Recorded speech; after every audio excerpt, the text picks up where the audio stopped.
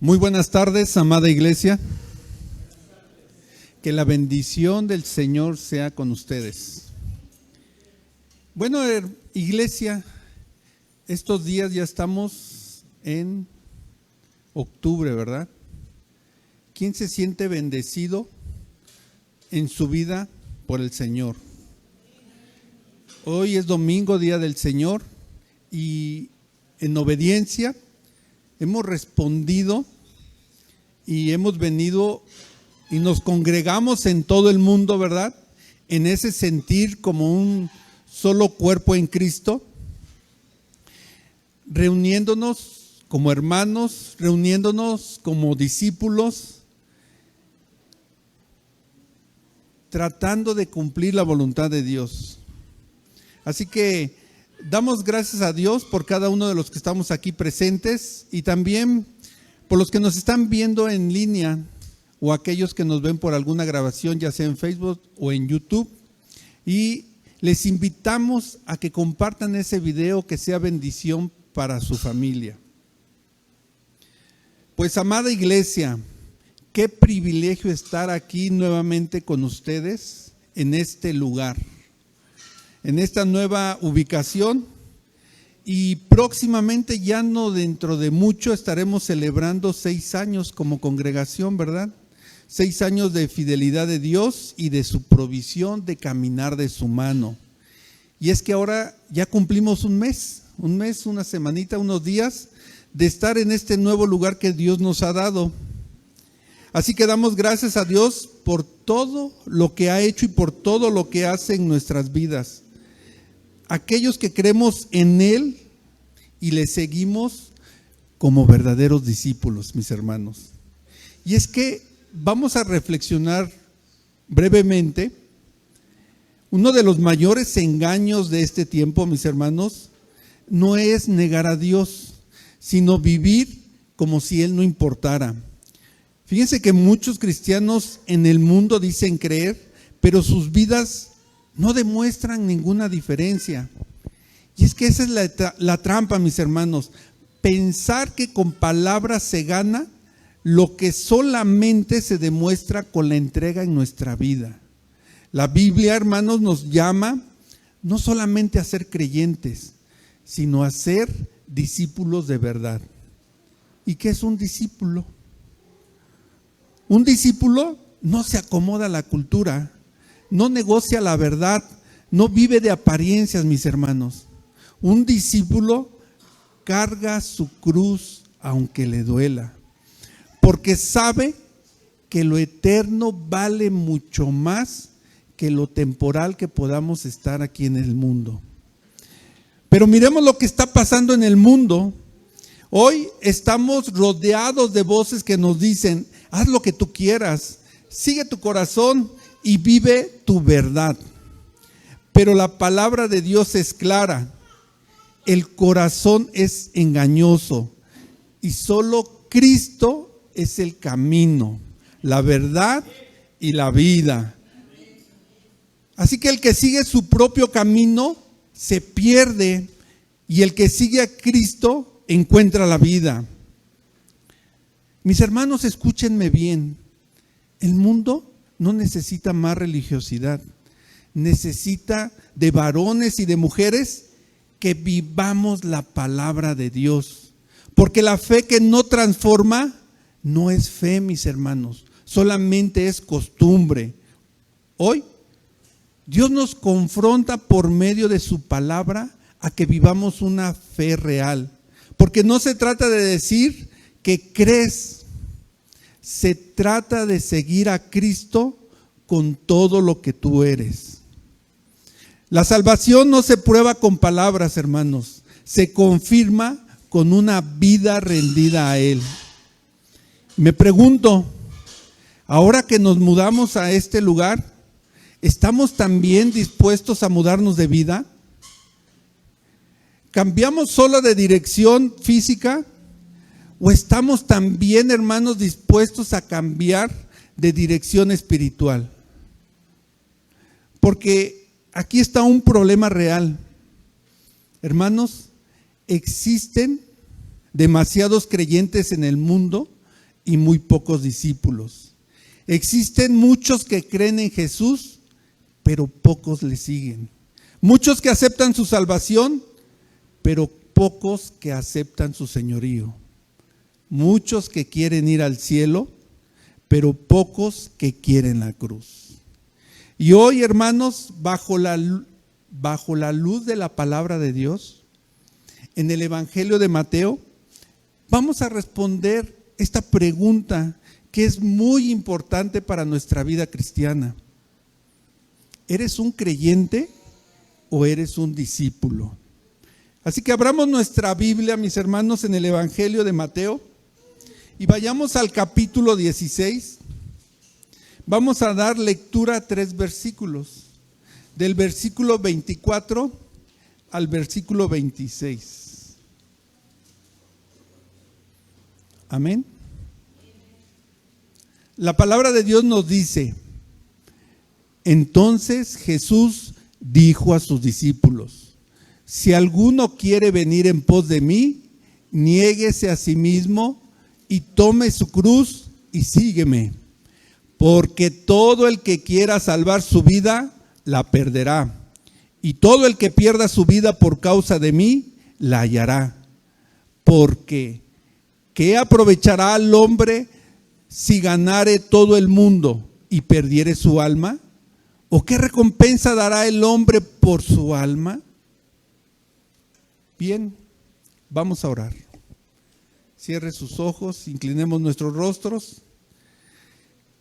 Bendito Padre, Señor, te damos gracias porque el día de hoy nos has permitido llegar aquí, Señor, a escuchar de tu palabra, a alabarte, Señor.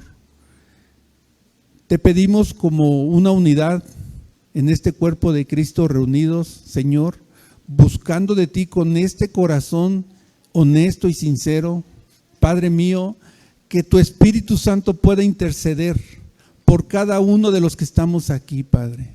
Señor, que esta tu palabra que el día de hoy escuchemos, la podamos atesorar en nuestros corazones y hacerla viva en nuestra vida, Padre.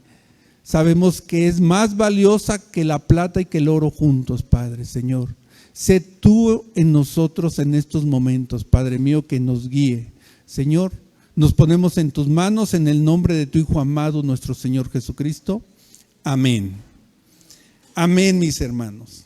Entonces, bueno, pues estos 3 versículos, estas 3 declaraciones que hace nuestro Señor Jesucristo, vamos a ver un poco el entorno donde las realizó. Es el Evangelio de Mateo. Mateo, el ex recaudador de impuestos, ¿verdad?, fue transformado en uno de sus apóstoles y él escribió el Evangelio entre los años 50 y 70 después de Cristo. Lo escribió para los judíos cristianos que estaban enfrentando sus propias crisis. Y es que muchos de ellos estaban esperando a un Mesías de comodidad, a un Mesías que no era de cruz. Y es que el Evangelio en el mismo capítulo 16, en los versículos anteriores, nos relata cuando Pedro acababa de confesar que Jesús mismo era el Cristo. Pero cuando Jesús habló de que era necesario de que él padeciera, muriera y fuera y resucitara, Pedro lo apartó y lo quiso convencer de que no sufrieran, que no pasara por ello, le dijo. ¿Por qué? Porque Pedro quería un Mesías de corona sin cruz. Y Jesús mismo lo reprendió diciéndole: apártate de mí, Satanás. Y fíjense dónde sucedió esto, mis hermanos. Ellos estaban en Cesarea de Filipo. Miren, qué curioso, porque originalmente se llamaba Paneas y era llamado así por el dios griego Pan. Pan era el centro del paganismo, llenos dedicados de templos a ese dios que representaba los placeres sensuales, representaba la vida desenfrenada, la satisfacción de los instintos y literalmente los deseos al poder y al placer. Muy semejante, hermanos, a lo que vivimos el día de hoy, ¿verdad? Vivimos en una cultura que por medio de los dispositivos móviles nos grita: yo primero. Y es que en la actualidad, hermanos, adoramos nuestra imagen en redes sociales buscando validación mientras descuidamos la intimidad con Dios. Nos esclavizamos al consumismo, cautivos de las deudas, porque compramos lo que no necesitamos. Y muchas veces es para impresionar a aquellas personas que ni siquiera les importamos. Algunos viven cautivos del éxito mundano, buscándolo. O algunos viven temerosos del desempleo, porque nuestra fe está puesta en el trabajo y no en Dios mismo. Incluso hay algunos cautivos de una enfermedad, ¿verdad? Y el peor de todos los cautiverios, mis hermanos, el que está ensimismados en el yo mismo. Lo que digo yo, lo que yo pienso, lo que yo siento. Jesús, rodeado de toda esa idolatría, declaró lo opuesto y dijo: niégate a ti mismo. Mateo lo escribió para confrontar esa mentalidad.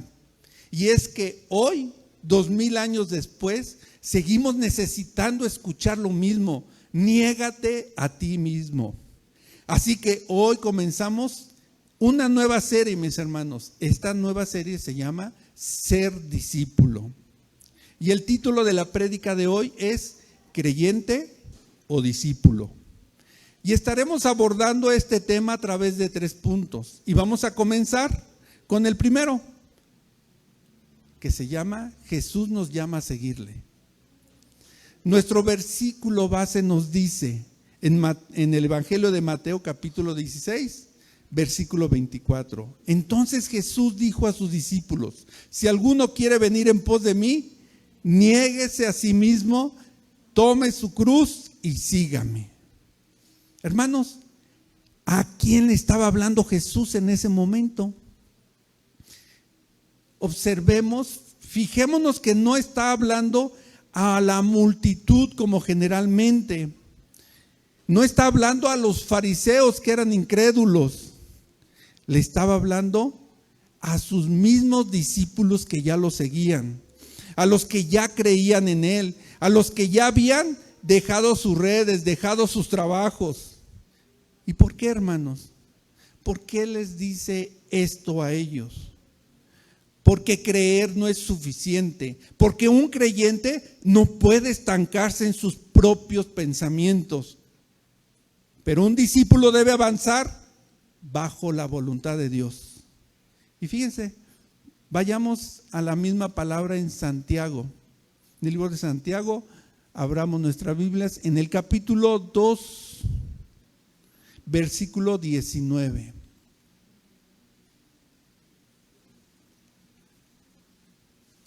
Capítulo 2, versículo 19.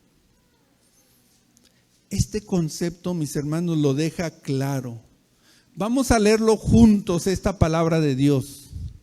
Amén. Dice: tú crees que Dios es uno, bien haces. También los demonios creen y tiemblan. También los demonios creen y tiemblan. Los demonios creen, hermanos, pero los demonios no son discípulos. Y Jesús no murió por una iglesia de creyentes teóricos, sino por una iglesia de discípulos. Y en este llamado, Jesús no deja lugar a dudas. No sugiere, hermanos, no nos propone. Él establece 3 condiciones no negociables para el discipulado. 3 requisitos que no son opciones, son el camino, hermanos. Niégate a ti mismo, toma tu cruz y sígueme. Así que reflexionemos el primer término: niégate a ti mismo. Iglesia, aquí está uno de los problemas del cristianismo moderno. Es que muchas veces se ha convertido el evangelio en una autoayuda espiritual.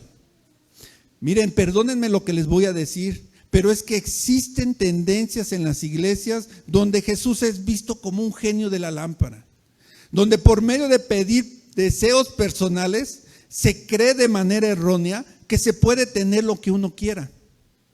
Donde la oración se ha centrado en el hombre, en sus necesidades y no en Dios y lo que Él representa.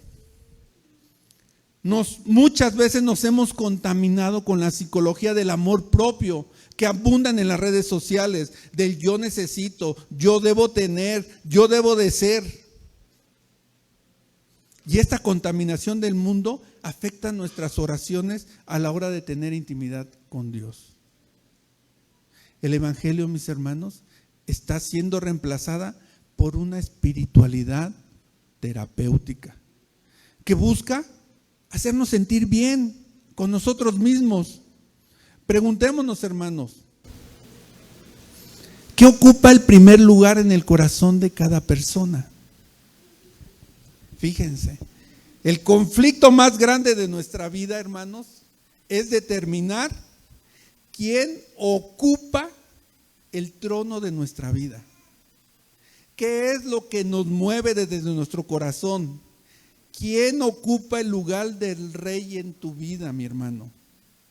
Porque puede suceder que sin darnos cuenta, que algo esté robando el asiento y el lugar de Dios en nuestra vida.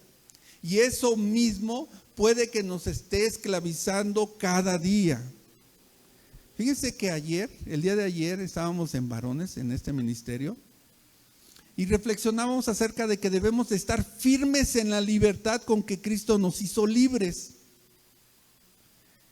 Y no estemos otra vez sujetos al yugo de la esclavitud del pecado, de las obras de la carne, que bien son conocidas: adulterio, fornicación, inmundicia, lascivia, idolatría, hechicerías, enemistades, pleitos, ceros, iras, contiendas, disensiones, borracheras, orgías y etcétera, ¿verdad?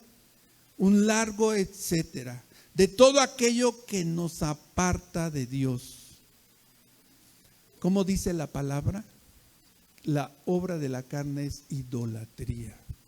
¿Sí? Adorar ídolos en nuestra vida. Me pregunto, hermanos, ¿habrá ídolos en nuestra vida al día de hoy?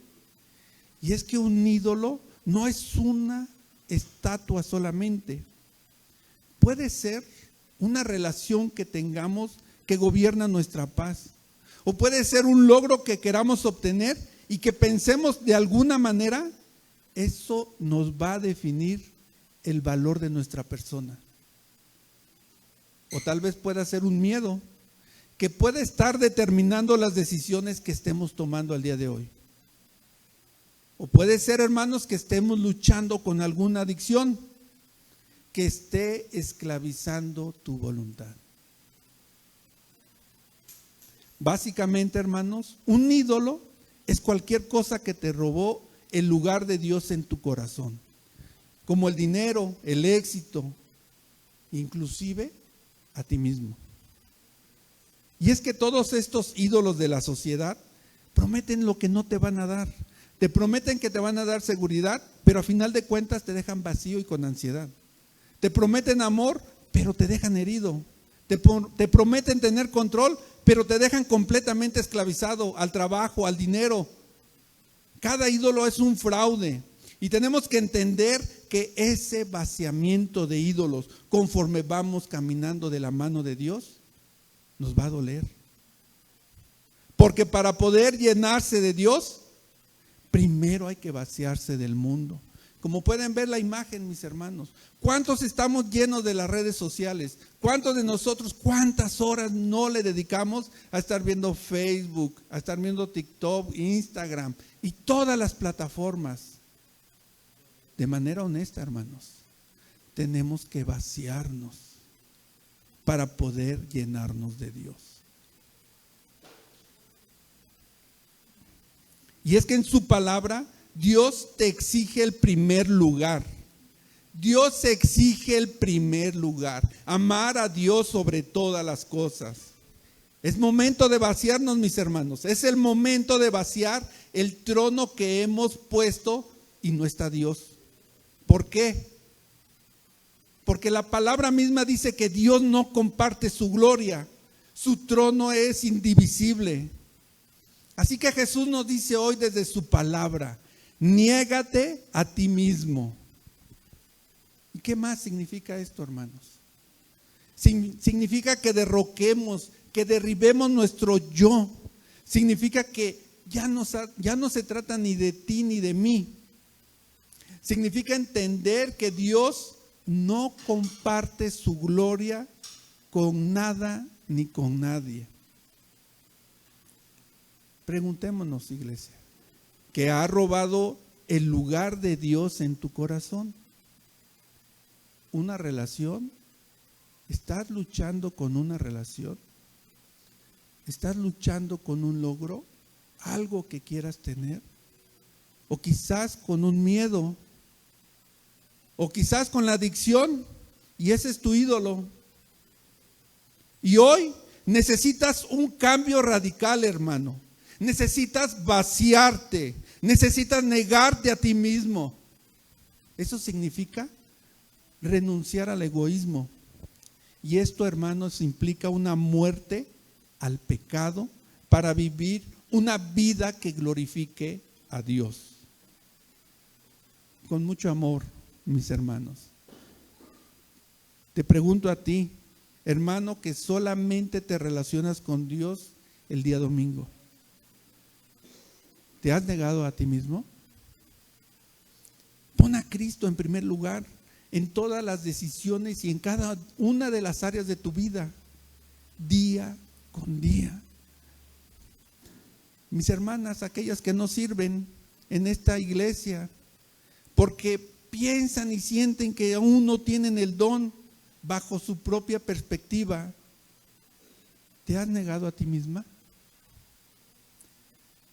Negarse a sí mismo significa renunciar al egoísmo propio para poner la voluntad de Dios en primer lugar, aceptando la sumisión y la obediencia a Él. Mansos y humildes de corazón, como lo era Jesús. Cuando no compartimos el evangelio con nuestros vecinos porque nos da pena, ¿nos negamos a nosotros mismos? Así que negarse a sí mismo implica dejar de lado los propios deseos, caminos y prioridades para seguir completamente a Cristo, no a medias. Escúchenme bien, iglesia. No estoy tratando de hacerlos sentir mal. Estoy tratando de despertarlos. Porque una iglesia llena de asistentes casuales nunca va a cumplir el propósito de Dios.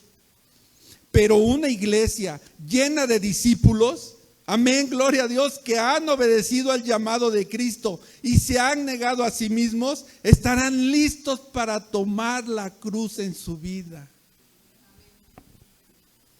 Toma tu cruz, hermano. Ahora vamos a hablar de la cruz.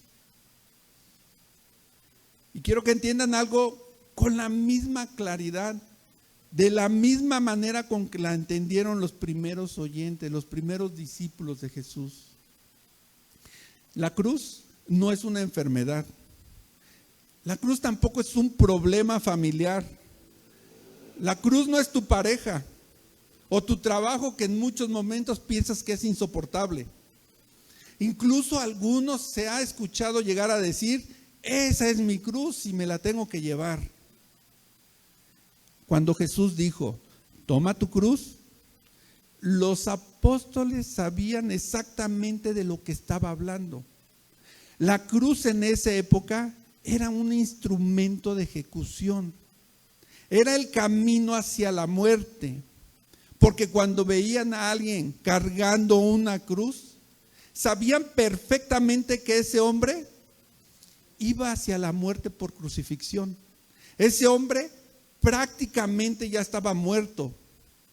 Por lo tanto, esa persona cargando una cruz ya no tenía planes, ya no tenía sueños, ya no tenía ambiciones.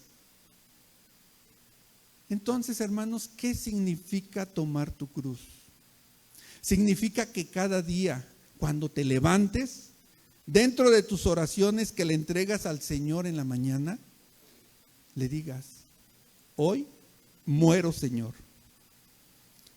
Mueres a tus deseos, y vives para Cristo. Mueres a la pereza y vives para conocerle por medio de su palabra. Mueres a tu orgullo y vives para amar a tu semejante. Mueres al egoísmo y vives para dar, aunque duela, hermanos. Mueres al silencio y vives para testificar a Dios. Hermanos lumisalares, escúchenme. El problema de las iglesias del día de hoy no es que exista falta de recursos, no es la falta de espacio. El problema es que hay muchos creyentes vivos que necesitan morir. Vivos en nuestras comodidades, vivos en sus excusas. Pero Jesús está buscando discípulos que han muerto a sí mismos, pero nunca estarán más vivos que en espíritu. Miren, ahora vayamos al Evangelio de Lucas. Vamos a abrir el capítulo 9. Regresamos a Lucas. Capítulo 9, versículo 24. Vamos a leerlo juntos, mis hermanos. Amén. 9:24. La palabra de Dios nos dice: porque todo el que quiera salvar su vida, la perderá. Y todo el que pierda su vida por causa de mí, éste la salvará. Hermanos, usted gana al perder. Hermanos, usted vive al morir. Jesús, por medio de la palabra, nos dice: sígueme. Sígueme. Neguémonos a nosotros mismos. La tercera palabra le da sentido a todo. Sígueme. No dice, admírame desde lejos. No dice, ponme en tu lista de contactos espirituales, ¿verdad? Dice, sígueme. Es un verbo de acción, es un movimiento. Él es el camino, Él es la verdad y la vida. Amén. ¿Y a dónde fue Jesús? A donde haya ido, sigámosle. Porque Él fue a ver a los perdidos, ¿verdad? ¿Cuándo fue la última vez que compartiste tu fe? Él fue a los enfermos. ¿Cuándo fue la última vez que visitaste a alguien enfermo? Y tal vez necesitado. Y fue a la cruz. ¿Estamos dispuestos a sufrir por Él, hermanos?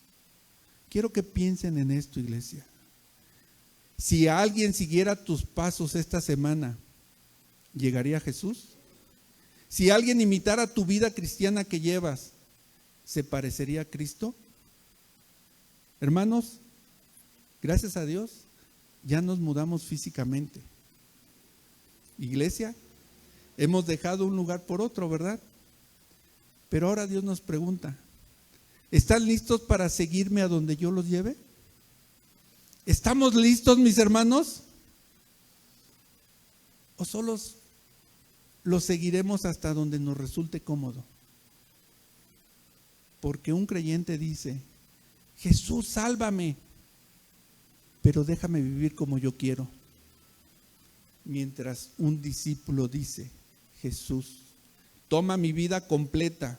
Me niego a mí mismo, a mis deseos, a mi perspectiva. Enséñame todo de ti. Enséñame a amar como tú. Yo te sigo. Y tal vez alguno de ustedes desde su asiento me pueda decir, hermano, eso de negarse a sí mismo es muy radical, ¿no crees? Eso de tomar la cruz es demasiado extremo. ¿No será que estamos exagerando?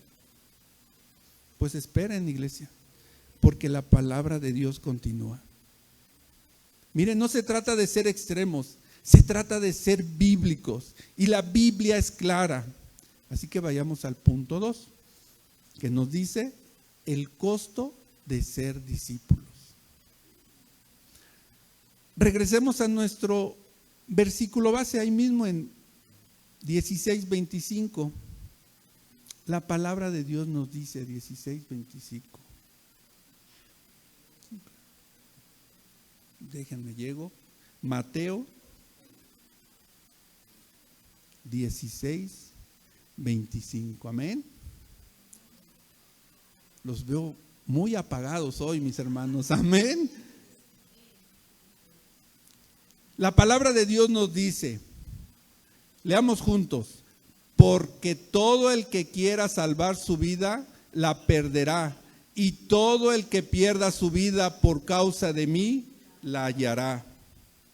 Y es que la mayoría de nosotros interpretamos nuestra vida pues como una combinación de metas y sueños y deseos que queremos alcanzar. Desde niños nos preparamos para estudiar en la escuela, para decidir por una profesión, para emprender, ser empresarios. Y estamos llenos de metas y está bien.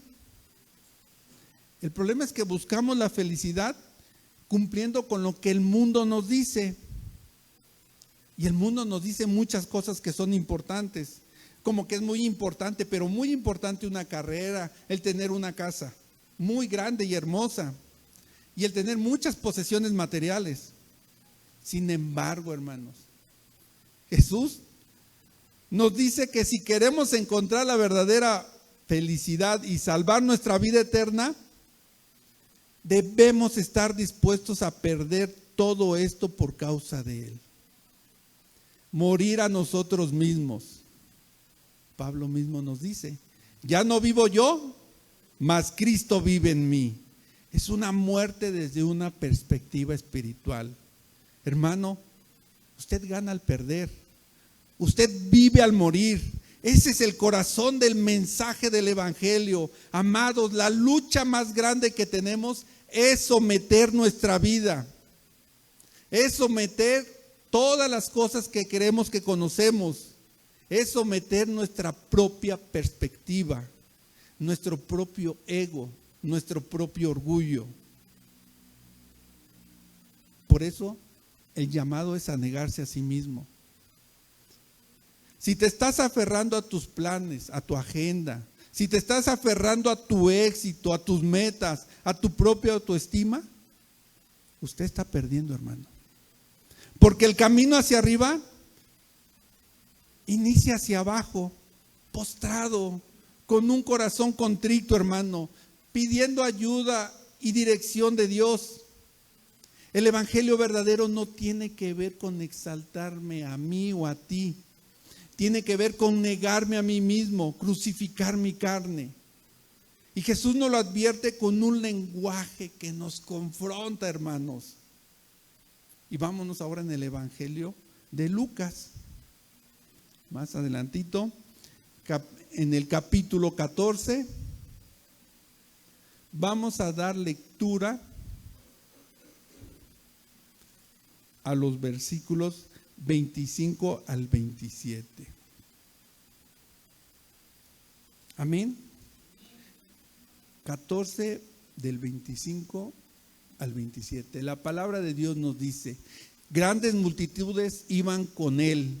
Y volviéndose les dijo, si alguno viene a mí y no aborrece a su padre y madre, y mujer e hijos, y hermanos y hermanas, y aún también su propia vida, no puede ser mi discípulo. Y el que no lleva su cruz y viene en pos de mí, no puede ser mi discípulo. Qué fuerte, mis hermanos, amén. Podemos ver que grandes multitudes iban con él. Imagínense, tenía todo su ministerio. Podemos decir que al día de hoy era un éxito, una iglesia grande, ¿verdad? Según nuestros estándares del mundo, los números eran crecidos, la popularidad subía, muchas personas querían estar cerca de él. ¿Y qué dice Jesús? Se voltea y reduce la multitud. ¿Y por qué, hermanos? ¿Por qué haría algo así?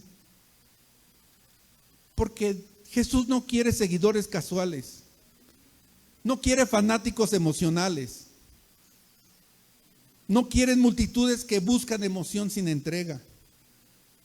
Él quiere discípulos comprometidos. Y entonces hace esta declaración: si alguno viene en mí y no aborrece, como dijo mis hermanos, dice, aborrecer a mi padre, aborrecer a mi madre, a mi esposa, a mis hijos. Jesús, eso suena muy duro. Eso suena a odio. Pero reflexionemos, iglesia.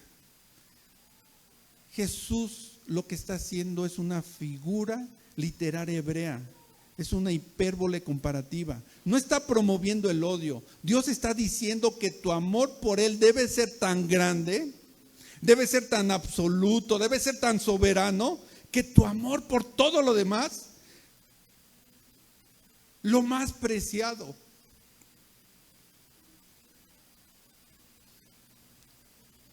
¿Qué es lo más preciado?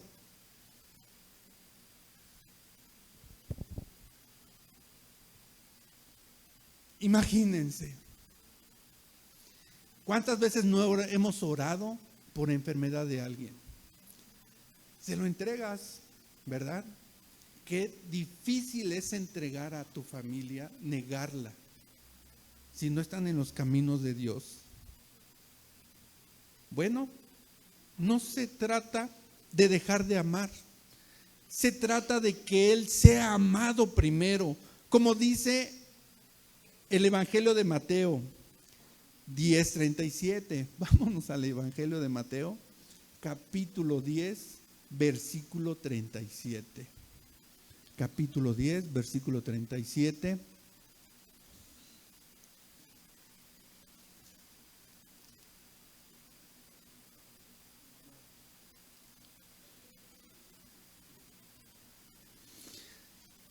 Leámoslo juntos, hermanos. Dice: el que ama a padre o madre más que a mí, no es digno de mí.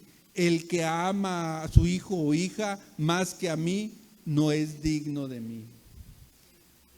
Amén, ¿verdad? Qué duro, pero amén, hermanos. Sin embargo, déjenme preguntarles algo, iglesia. Y quiero que se hagan una pregunta ahí, en el silencio de su corazón. ¿Qué está ocupando el primer lugar en tu corazón? ¿Tu familia? ¿Tu carrera? ¿Tu comodidad? ¿Tu seguridad? ¿O está Jesús realmente? No estamos diciendo que no ames a tu familia. Yo amo a mi familia, ¿verdad? Y con todo mi corazón. Pero Jesús debe estar primero por encima de todos. Debe estar primero por encima de todos. Y es que Él no comparte su gloria con nada ni con nadie, ¿verdad? El trono de tu corazón, hermano, debe ser indivisible. Uno solo, Jesús.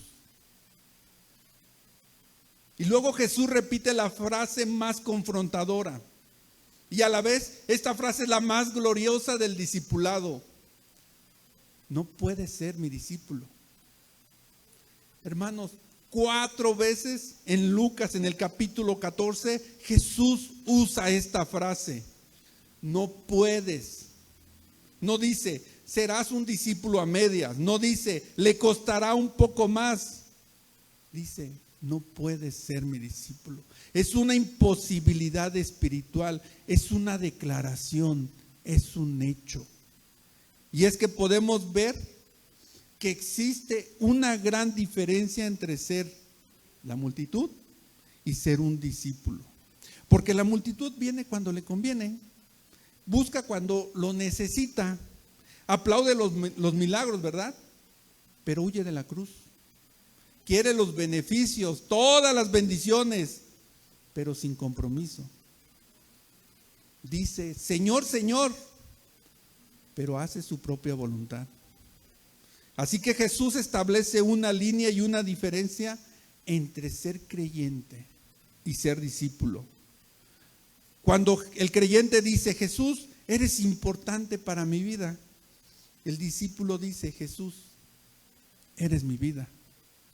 El creyente busca una corona sin cruz y el discípulo abraza la cruz cada día, sabiendo que llevar la cruz es llevar la corona. Sabe que el que pierda su vida por causa de Jesús, la va a hallar. Así que mis hermanos, como discípulos debemos de ser como el grano de trigo. ¿Cómo es el grano de trigo, hermanos? Vayamos al Evangelio de Juan, al capítulo 12, versículo 24.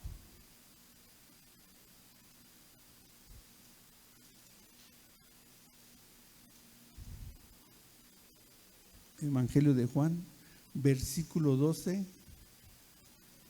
capítulo 12, versículo 24. La palabra de Dios nos dice,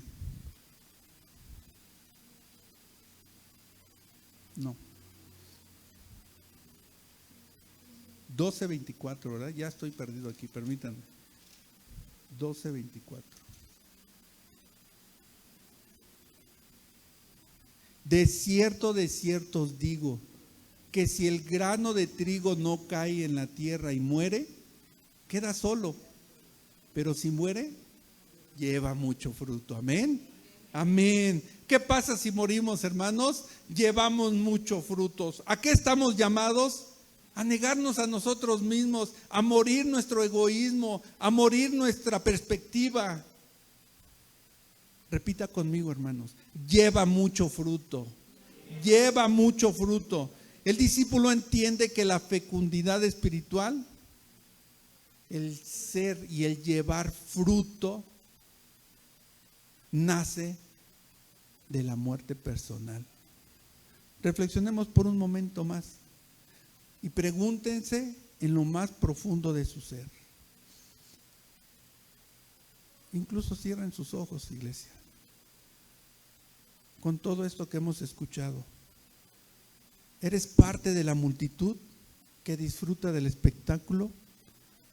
¿O eres un discípulo que está en el camino de la negación? ¿Dónde estamos? Abra sus ojos y pasemos al punto 3 final. Las excusas versus el compromiso. Y para este tercer punto vamos a escuchar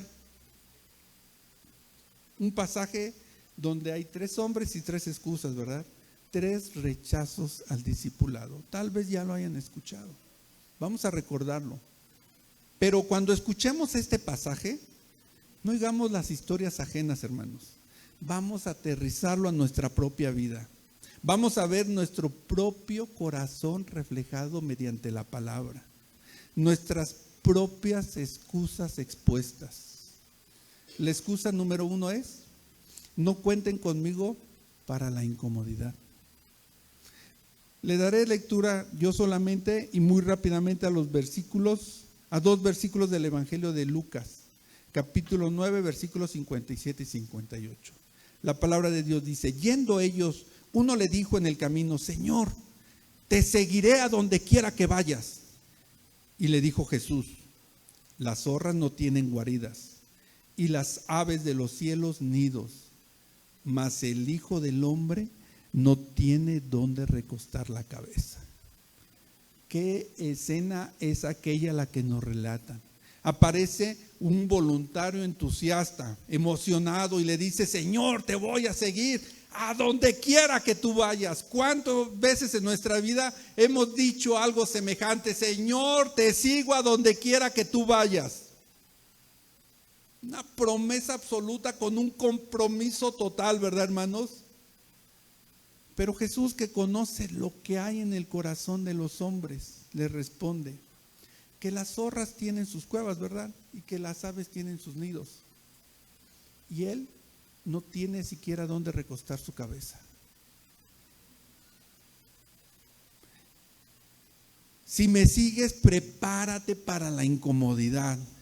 Prepárate para el sacrificio. El texto no registra siquiera ninguna respuesta del hombre, ¿verdad? Simplemente desaparece. ¿Por qué? Porque cuando escuchó el costo, cuando él supo que no iba a un hotel siquiera de 3 estrellas, se fue. ¿Cuántos de nosotros hemos sido así, mis amados? Señor, te seguiré.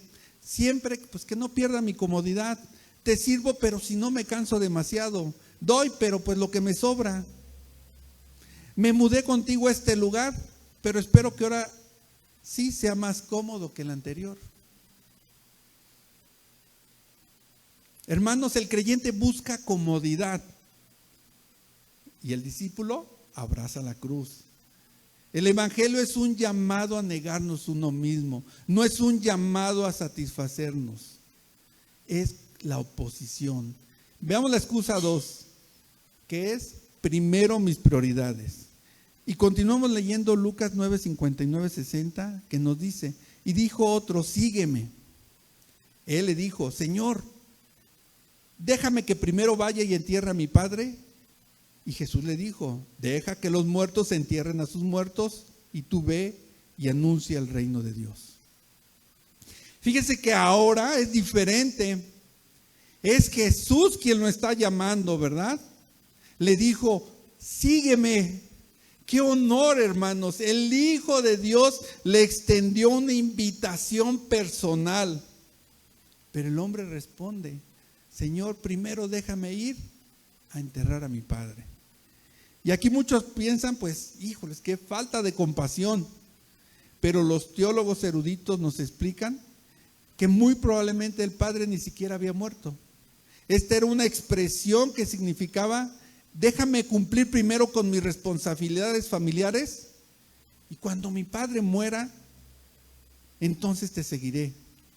En otras palabras, Jesús está en segundo lugar, porque mis planes están primero. Y la respuesta de Jesús fue fuerte.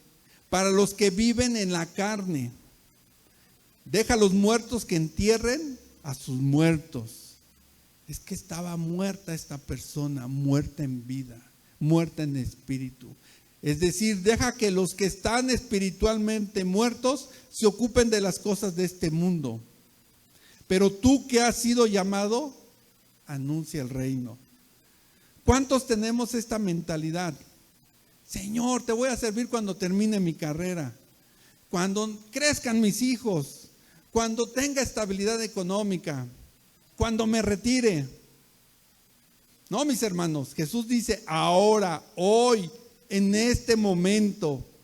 Como cuando Jesús dijo a Zaqueo después de invitarlo a bajar del árbol para que se hospedara en su casa. ¿Qué le dijo? Hoy ha llegado la salvación a esta casa. Iglesia, ¿saben por qué nos mudamos? No fue por capricho, fue porque Dios nos está moviendo.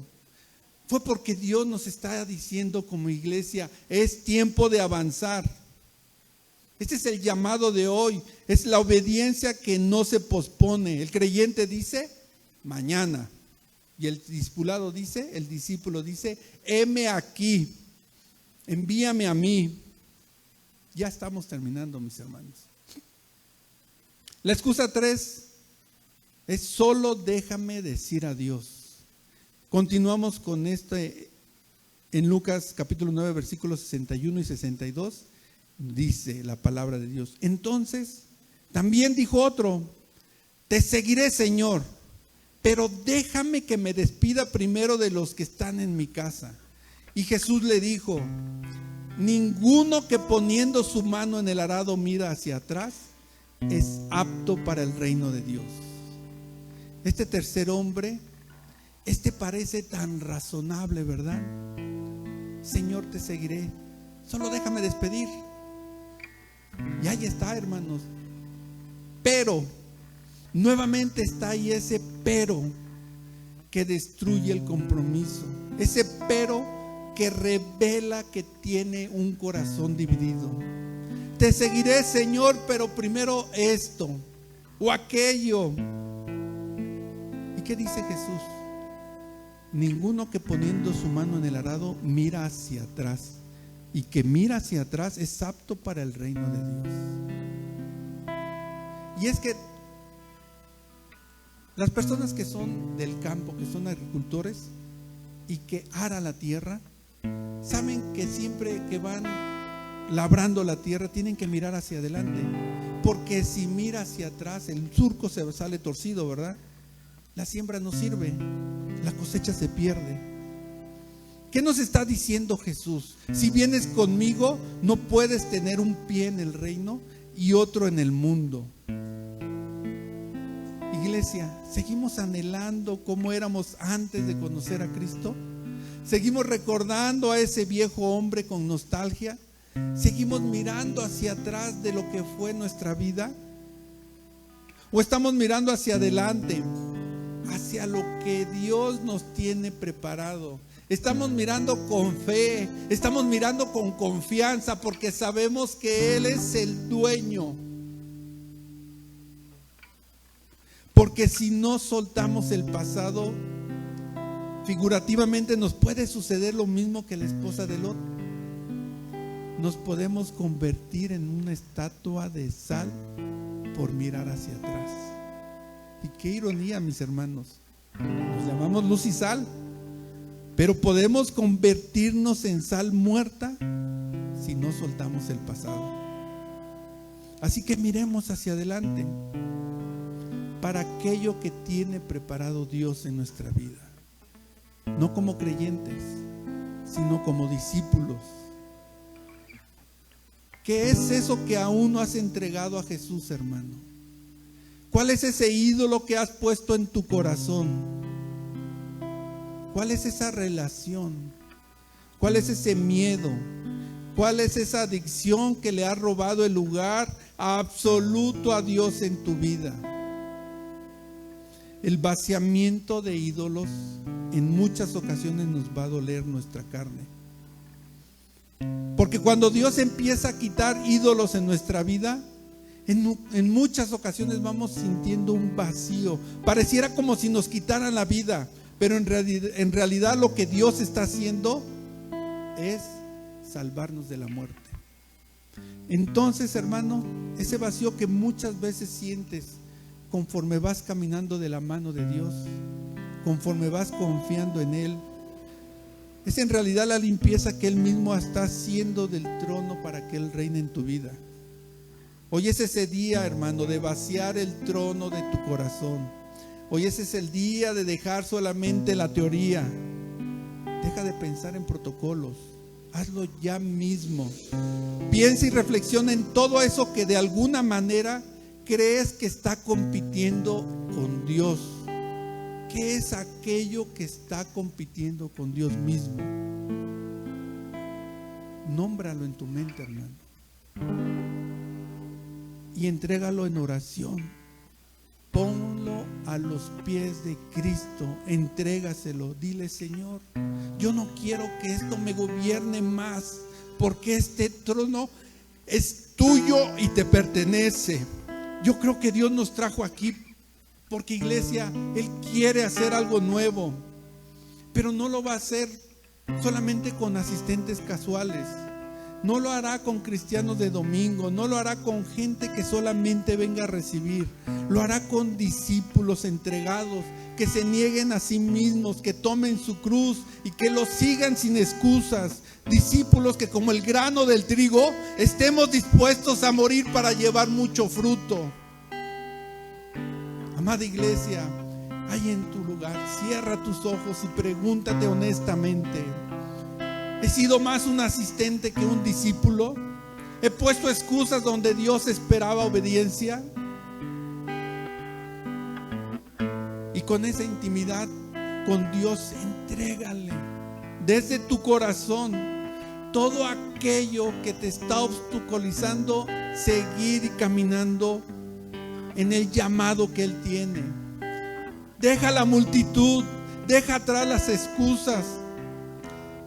A pasar de ser creyente, a pasar de ser discípulo, porque Jesús ya pagó todo el precio en la cruz. Él dio su vida para salvarte. ¿No vale la pena que tú des tu vida para seguirlo? Así que hoy, hermanos, tomemos esta decisión tan importante en nuestra vida: ser discípulos o seguir siendo asistentes.